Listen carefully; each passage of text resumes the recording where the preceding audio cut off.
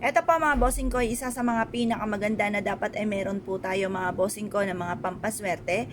Makakatulong po ito upang sa ganon mabilis yung ma-achieve ang inyo po mga pinapangarap sa buhay. At para siksik-liglig at umapaw at maraming blessing ang dumating, lalo-lalo na sa mga susunod na buwan mga bossing. Ngayon pa mga bossing ko, ikaw po ay isa sa mga pinakamaraming pangarap sa buhay. Kailangan yan po, pinakamarami din po ang pagkayod. Huwag pong kakalimutan po yan. Dahil marami rin po mga tao na masisipag, sila po ay mga madidiskarte, minamalas pa rin, kaya kailangan natin ng mga pampaswerte na kagaya nito mga bossing. Ngayon pa mga bossing, at marami rin po mga tao na ang daming hanash mga bossing ko sa buhay. Yung ba tipo na sila po ay napakaraming pangarap, daing ng daing mga bossing ko, pero sa totoong buhay, ang kayod nila ay kakaunti lamang. Kailangan ko marami kang pangarap, marami rin ang kayod.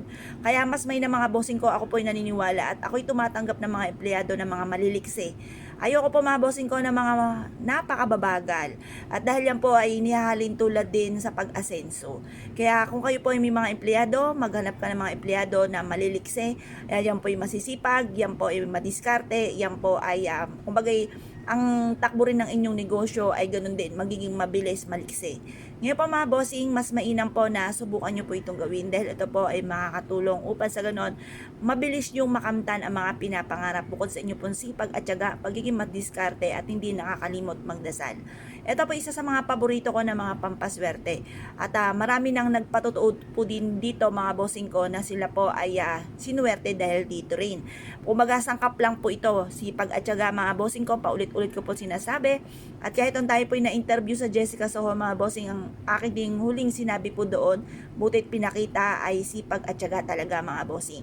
Kaya lang po may mga masisipag madiskarte pero minamalas pa rin, kaya para hindi tayo malasin or yung mga pagsubok na ipagdadaanan lang natin at hindi natin tatambayan mga bossing ko, subukan nyo pong gawin po ito mga bossing ko sa pamamagitan ng asin at barya. Paalala lamang, kailangan po nahugasan nyo inyong barya bago nyo po ito gawing pampaswerte mga bossing. At ito po ay makakatulong upang sa ganon ay mabilis nyong ma-achieve ang inyo po mga pinapangarap. Kasi kapag hindi nyo hinugasan ang barya, kung sino-sino na po humawak po niyan, maaaring may kakibat na po yan ng mga kamalasan. At yan po ay maaaring hindi matupad kung ano may po i-wish po ninyo. Kung naniniwala ka at nais po itong gawin, subukan nyo po ito, makakatulong po ito upang sa ganon ay mabilis nating ma-achieve ang ating mga pinapangarap.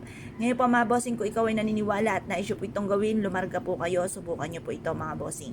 Ito po yung ating barya mga bossing ko ay ihahalo natin dito sa asin. Kumuha kayo ng isang pouch mga bossing ko, tapos bitbitin nyo ito kahit saan kayo magtungo. Basta ang asin ay natunaw, paltan nyo lang ito ng panibagong asin.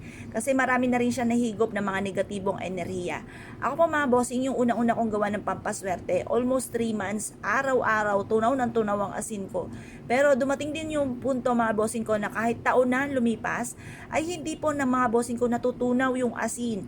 Dati-dati ay natutunaw sa dami ng mga pagsubok na pinagdaanan.